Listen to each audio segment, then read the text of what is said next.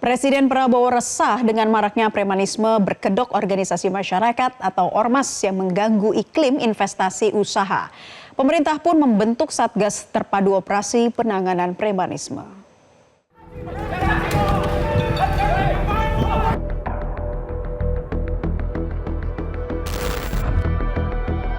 Presiden Prabowo Subianto merasa resah terhadap maraknya aksi premanisme berkedok organisasi masyarakat atau ormas.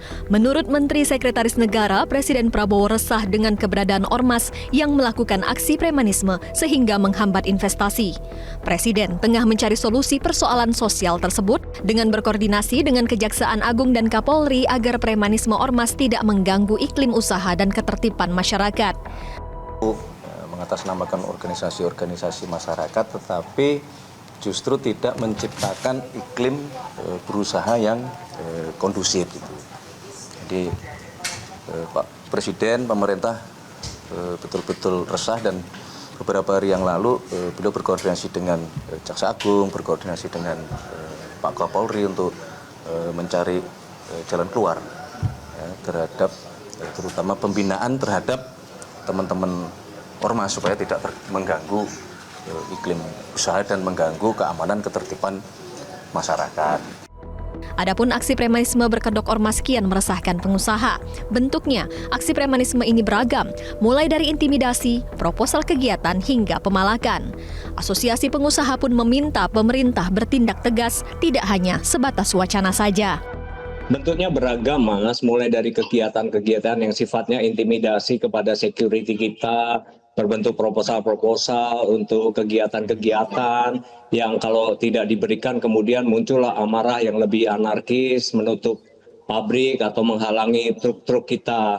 Tetapi terjadi juga sebenarnya tidak hanya pada industri besar, tetapi kita lihat juga terjadi pada para pelaku usaha UKM. Nah, ini kita merasa kasihan juga dengan teman-teman UKM, itu kan juga dipalak.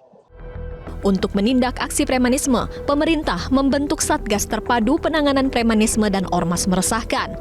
Kemendagri akan menindak pelanggaran yang dilakukan ormas yang terdaftar di Kemendagri. Sanksi yang diberikan mulai dari tidak akan mendapatkan dana hibah hingga pencabutan status di Kemendagri. Jadi Satgas ini lebih utamanya adalah bagaimana menegakkan aturan-aturan yang sudah ada.